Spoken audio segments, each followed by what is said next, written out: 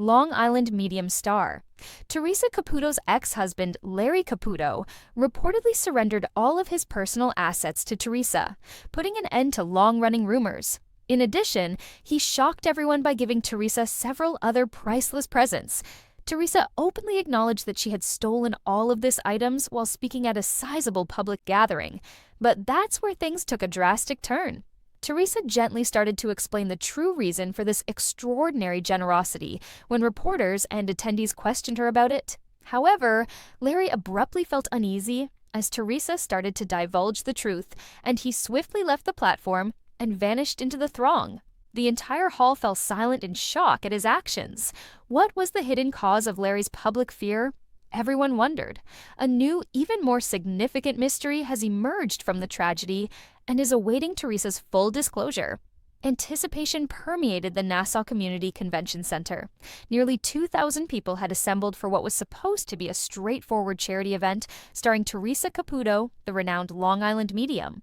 Cameras were raised, microphones were extended, but as soon as Larry Caputo entered, it was no longer only an event. It had become a spectacle. It had been years since Larry and Theresa had made public appearances together. Their separate lives had appeared to be locked in stone after their divorce was finalized a long time ago. So the whole hall was filled with whispers as he suddenly appeared, carrying a small velvet box and a huge envelope.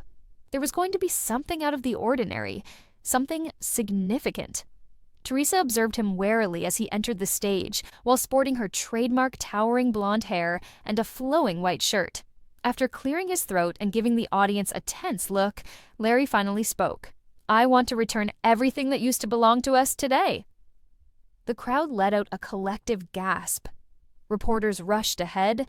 Theresa's eyes became wide with something much more complex than shock.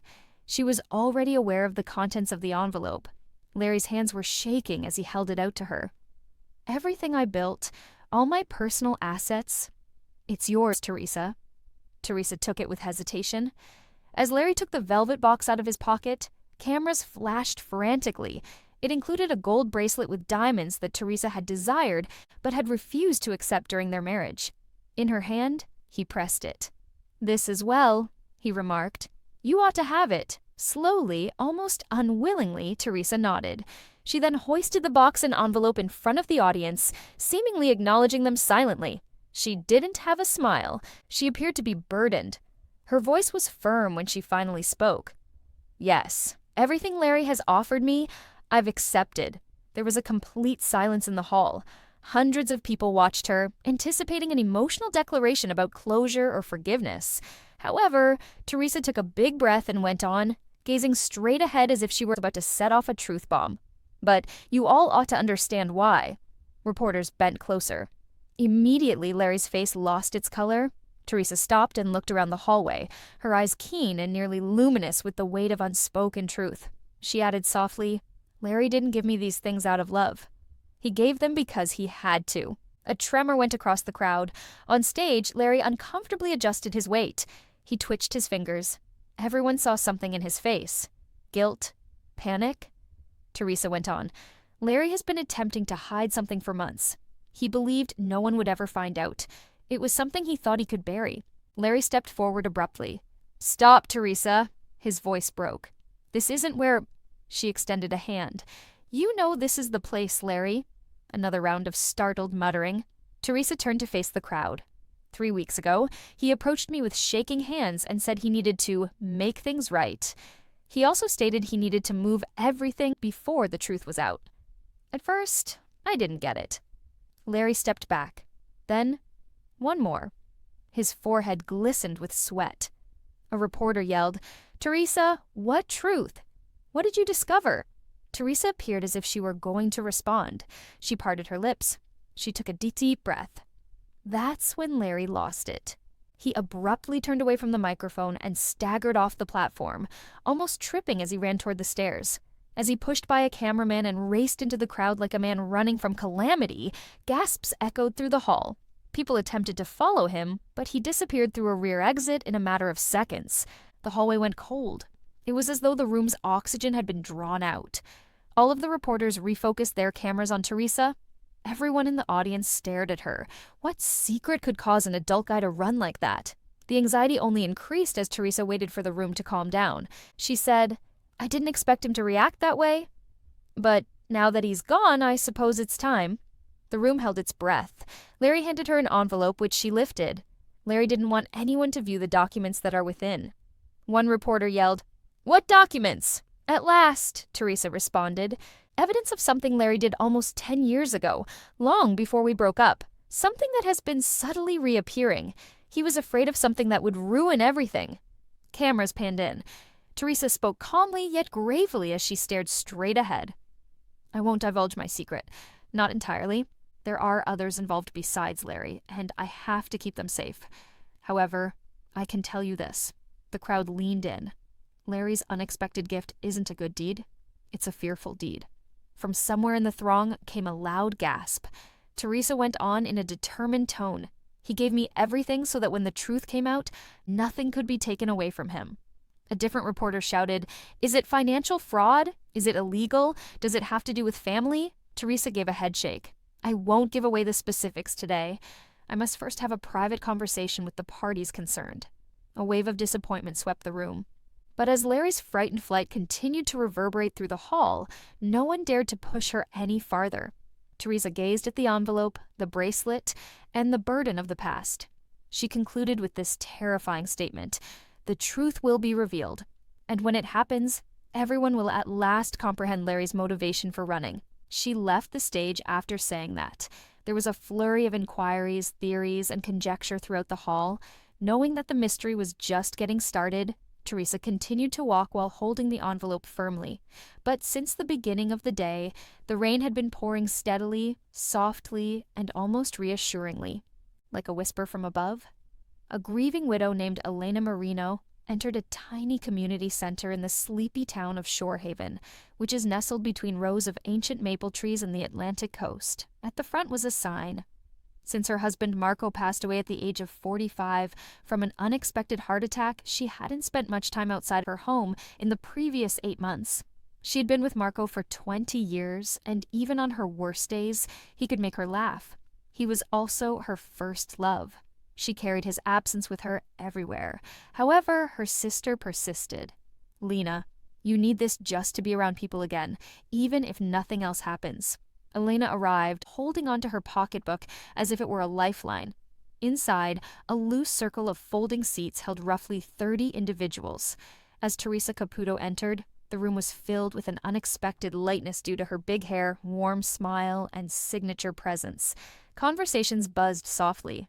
Theresa waved and said, "Hi, everyone. Let's get started. Spirit is already talking." Some of them laughed. Elena didn't. Her heart was hammering so loudly she wondered if others might hear it. Theresa abruptly stopped in the middle of a statement or a step, as though an unseen force was pulling at her. She looked around and muttered, "Oh boy. Okay. There is a gentleman stepping forward. Very strong presence. Loves his wife. Totally adores her." Elena's breath caught. Theresa nodded vaguely toward the left side of the room. "He keeps showing me a very specific symbol. Someone here had a husband who passed, and he's talking about a tattoo he had that symbolized something very private." Elena froze instantly. Marco never showed anyone that he had a tattoo. Inked over his heart was a little picture of a compass entwined with their wedding date. He always said, "It points me home to you." But he never told anyone else. Not even Elena's sister, not his parents or friends. It was their secret. Elena's eyes grew wide, but she was immobile and held her hands together. Theresa frowned playfully, like she was listening to someone whisper too fast. "He claims that the tattoo was more than just a sketch. It was a pledge that he would always return to his wife." Elena's mouth quivered. Then Theresa abruptly turned to face her. "He's speaking to you, sweetie." The whole space dimmed. It was as if someone had pulled Elena beneath and softly held her there, causing her to sink into stillness. "Me?" she muttered. Theresa gave a nod. "You, and he is really persistent." Elena immediately started crying as she covered her mouth. Theresa moved in closer while maintaining her deference. "He shows me a compass. Do you understand what that means?" The world came to a halt. Elena broke. She shed tears, but they weren't the kind of quiet, courteous tears. Rather, they were the kind of deep-seated sobs that people carry for months before someone hits the proper spot. She was unable to speak, so she kept nodding. Theresa became softer. He claims that since you are his heart, he covered it with the tattoo. He claims that only you should understand the significance. It resembled a personal pledge. Elena eventually murmured through her shaking voice. It brings him home, he always said. Theresa gave me a kind smile. He just said exactly that. A pause. He also wants you to know that he is still at home, alongside you, even right now. As though she was tuning into a clearer signal, Theresa closed her eyes. He's laughing. He says you're still keeping his slippers near the bed. Elena gasped. No one was aware of that. She was unable to bring herself to relocate them. Theresa went on softly. Honey, you can move the slippers. He says, I no longer require them. Then she grinned and said, You're not sleeping on his side of the bed, he claims. For that, he is making fun of you. Elena dabbed at her eyes. I am unable to. It still has his scent. Theresa gave a nod. He gets it. He encourages you to resume painting and advises, take your time but don't stop living because I had to leave. Have you painted? Elena blinked, startled. Yes, prior to his passing. I halted. You're being pushed back toward it by him. He claims that one of his favorite things was seeing you paint as you appeared to be the most at ease.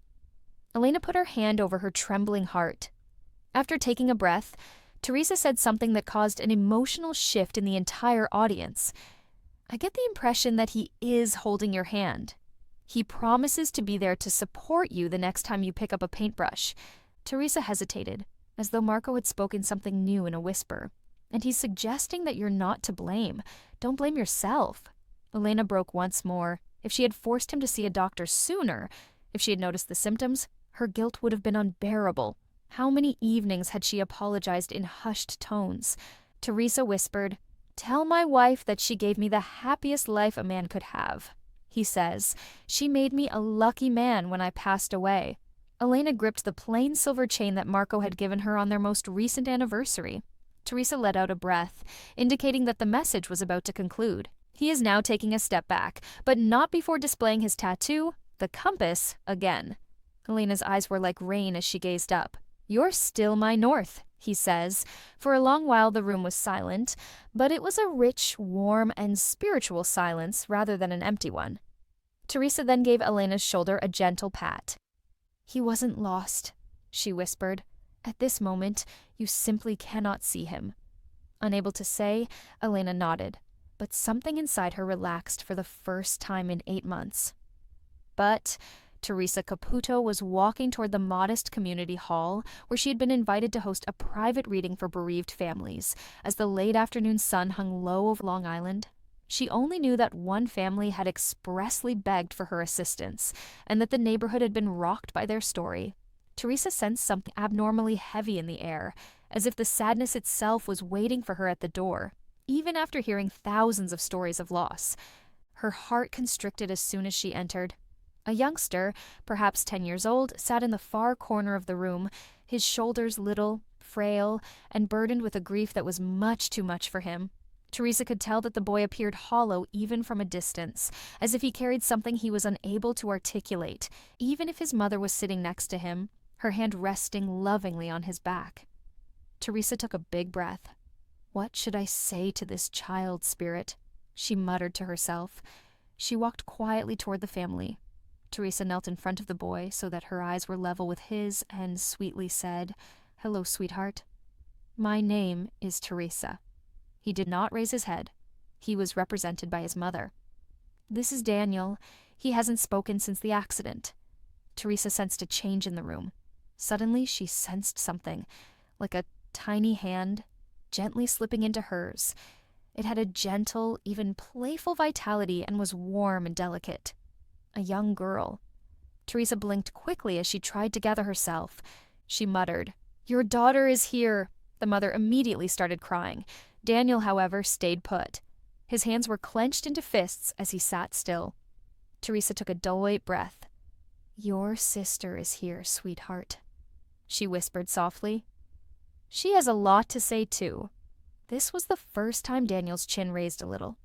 Suddenly, Theresa felt a slight pressure, like a kid leaning for comfort on her side.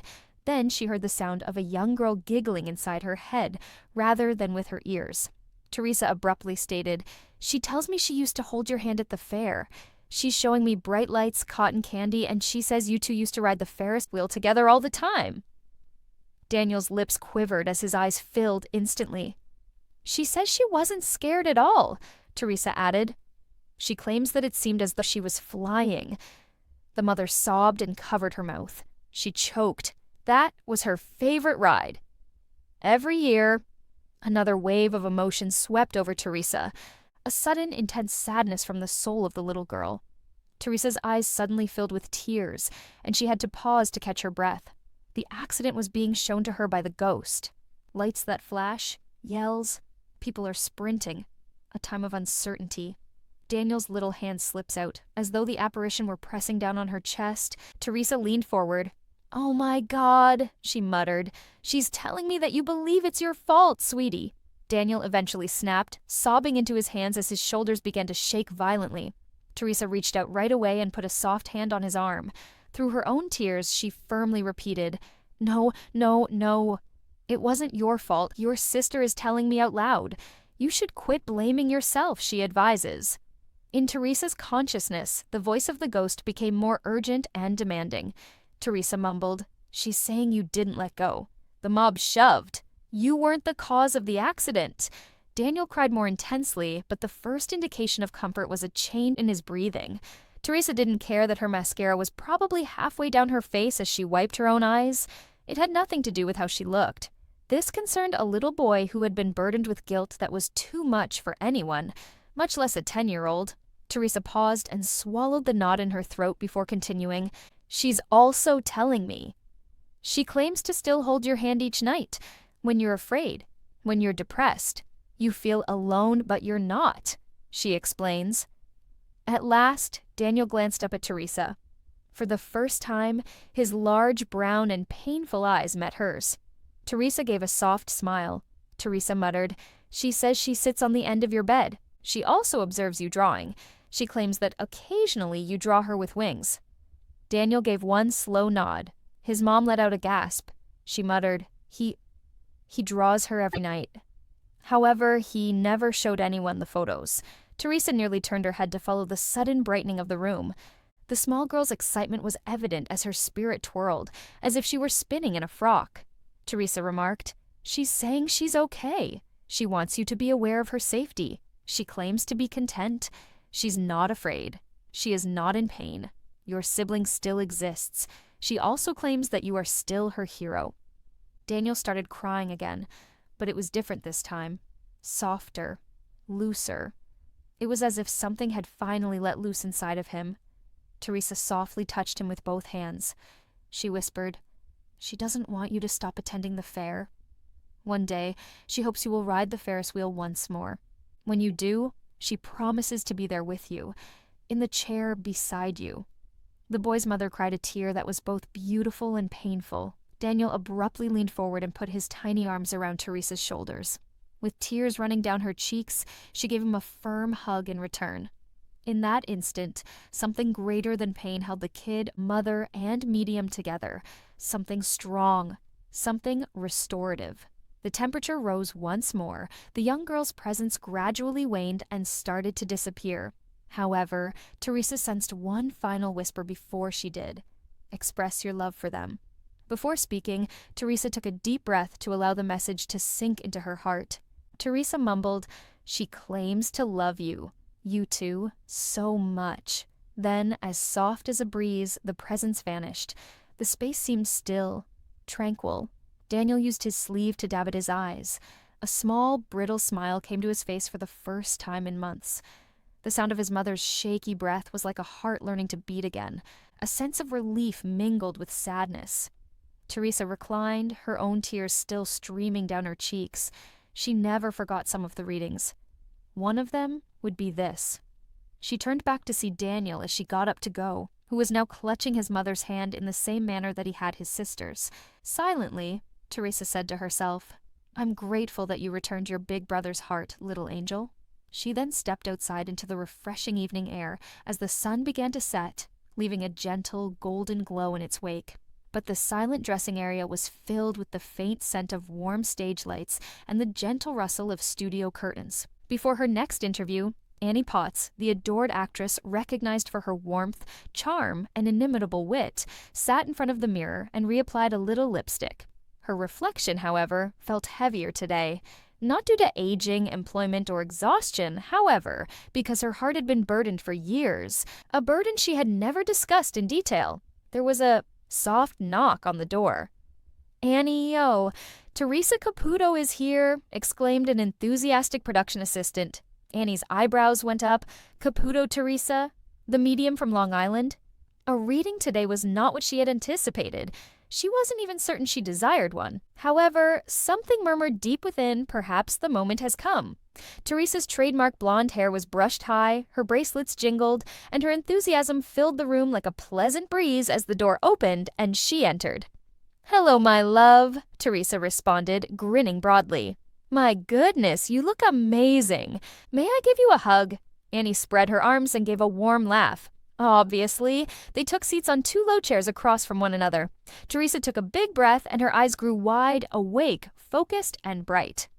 "All right, Annie, I must admit that as soon as I entered the corridor, I heard your name being called out. She is loud, feisty, humorous, and incredibly devoted to you, to put it simply." Annie blinked. Her mouth quivered. "She?" she whispered. Theresa gave a nod. "Indeed, she." "Annie, stop pretending you're fine," she urges. "I am aware that you still weep in the kitchen." Annie's hand shot up to her lips. Before she could stop them, tears started to form. "Oh," she said tremblingly, "I recognize that person." Theresa's face softened as she leaned forward. "Dear, your sister is here," Annie exhaled as though a door had been opened inside her chest. Her dearest friend, her sister, died years ago after a protracted illness. She had never really recovered from the pain. Annie had hidden it under her strength, her laughter, and her work. However, mourning tends to wait for the peaceful times. Theresa whispered softly. "She's telling me that you held her hand at the end. She also wants you to know that she caught you whispering to her. It's okay, you said. You don't need to argue any longer. She claims that although you believe she didn't hear you, she did." Annie's face was hidden. A quiet, painful sob came out. Theresa put her hand on her knee for support. "She claims that you, Annie, saved her, because you allowed her to let go." The only sound in the room for a while was Annie's soft sobbing. The years of repressed grief burst through the dam like a deluge. "She keeps showing me a small silver locket," Theresa went on. "Have you got that?" Through tears, Annie nodded. "Yes. When I became 18, she gave it to me. She claims that you stopped wearing it because it caused you to become overly emotional. However, she wants you to know that she feels it each time you open that drawer and touch it. She wants you to at least wear it once more, because she desires a personal relationship with you." Annie trembled as she breathed. "I long for her every day," Theresa murmured. "She knows, sweetheart. She is here for that reason." Theresa stopped and cocked her head as though paying close attention. "Oh, God, Annie," she exclaimed abruptly. "Your sister is demonstrating something different to me. A little boy, a chuckle, a toy vehicle. What infant is she referring to?" Annie's eyes got bigger. "My grandson. Last year, he was born. He has her eyes, which is why I constantly say he reminds me of her." Theresa gave me a kind grin. "Your sister claims to go see him. She adores that child. Tell Annie that the baby sees me," she says. He laughs in the room's corner for that reason. Annie's sobs were interrupted by a little laugh. "That's what he always does. She also wants you to know that you're doing fantastically as a grandmother. She says she's proud of the way you love your family, not your job or your notoriety." "You became the strong one," she says. Theresa's own voice tightened as she looked up emotionally. "And this is just what she wants me to say. Annie, let go of your guilt. I want your life to shine, not your sorrow." Annie sobbed softly, but her look gradually changed from one of pain to one of tranquility. Theresa's hands went up. "She wants her story to live through you, but you don't talk about her enough. and you think talking about her makes people uncomfortable. I didn't want to burden anyone, Annie said, nodding. Theresa gave a soft smile. Sweetheart, grief is evidence that you loved, not a burden. Annie's shoulders relaxed for the first time in years. A soft, comfortable warmth seemed to envelop her, as though she were caressed by unseen arms. Okay, she just gave me the chills from head to toe. She's leaving you with this final message, Theresa said, letting out a long breath. Theresa's gaze grew softer. I'm just on the other side of the curtain, Annie, she adds, adding, and one day I'll be the first one waiting for you when your show is over. Annie's eyes were watering and she grabbed her heart. Theresa mumbled, and she's blowing you a kiss. There was no weight in the room. Quiet affection appeared to glimmer in the air. At last, Annie spoke, her voice clear yet shaky. Thank you, Theresa. I didn't know how much I needed this. Theresa tightened her grip. Sweetheart, Spirit knew you were ready, which is why they brought me here today. Annie got up and gave Theresa a strong hug as she got up to go. Not as a performer welcoming a medium, but at last experiencing heart healing as a bereaved sister. Life was going on outside. Producers, assistants, and camera crews are hurrying along the corridors. But something holy had happened in Annie's dressing room, a reunion that transcends time, life, and loss. A reminder of the eternal nature of love, and when that sadness is acknowledged, it transforms back into love. Hi everyone, welcome to my channel. My name is Mina and I hope you're having a great day. Please remember to subscribe to my channel if you enjoy the video.